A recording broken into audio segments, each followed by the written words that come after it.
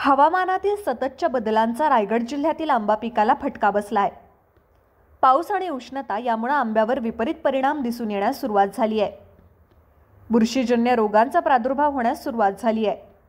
त्यामुळे अखेरच्या टप्प्यातील आंबा पीक अडचणीत येण्याची चिन्ह दिसतायत। रायगड जिल्ह्यात 42,000 हेक्टर क्षेत्र आंबा लागवडीखाली आहे। यातून दरवर्षी साधारणपणे 21,000 मेट्रिक टन इतकं उत्पादन अपेक्षित असतं।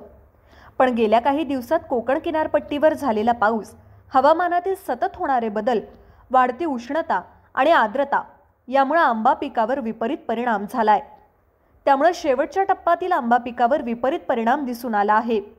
त्यामुळे बागायतदार चांगलेच धास्तावले आहेत।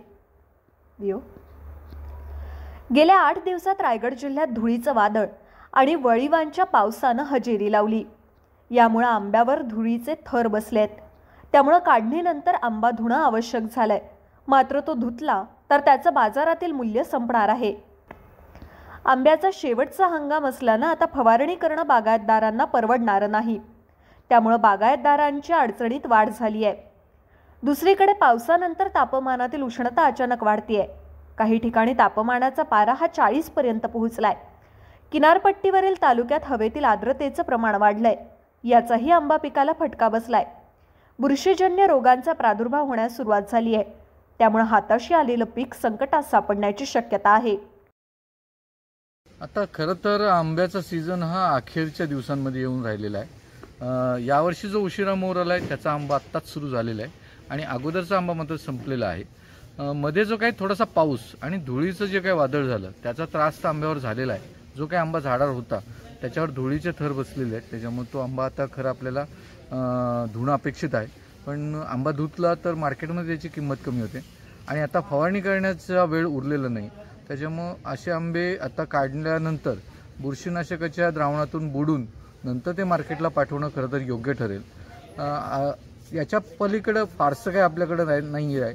आणि आता हा जरी वळवाचा पाऊस झाला असेल तरी मान्सून पावसाची सुद्धा आता चाहूल लागलेली आहे।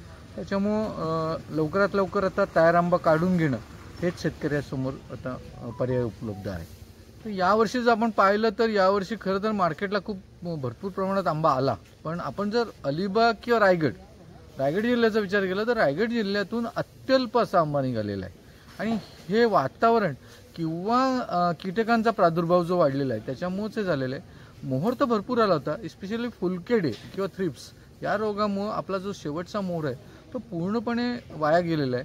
त्याच्यामुळं तुम्हाला असं जाणवेल की अलिबाग तालुक्यामध्ये हार्डली 15 ते 20% आंबा आहे।